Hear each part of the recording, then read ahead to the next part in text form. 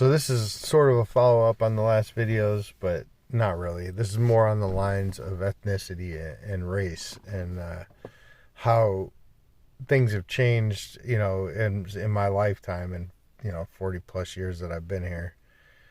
Um, yeah, so I was speaking with somebody the other day about, I mean, of course, everyone talks about it, like how bad most of the Indian people smell.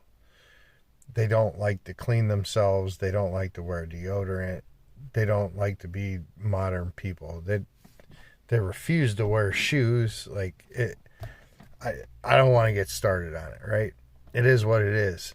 But I was speaking to somebody about that, and they're like, "Well, it's not their culture." And I was like, "I'm sorry. Where's their Indian culture at?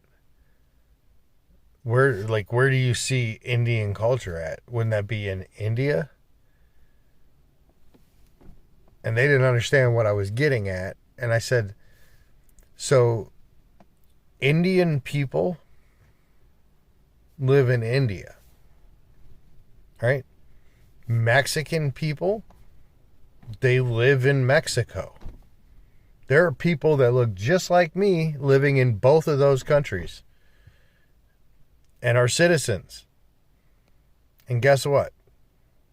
Those people are Indians and Mexicans, respectively. And they would probably tell you that. They might say that they're an expat, which you would already know. But they've gained citizenship, so they call themselves a Mexican. They don't say, I'm American. They don't go to Mexico or India, gain citizenship, and then go, oh, I'm American. That's not how it works. And so that's where America has gone wrong completely.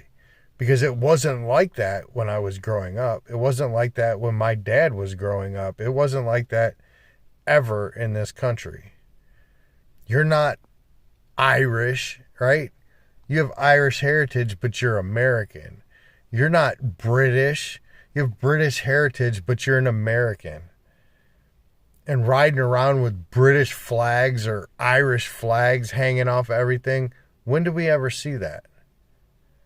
Right? Because that was the main people who were imported into this country for the work labor force early on in the 40s and 50s. So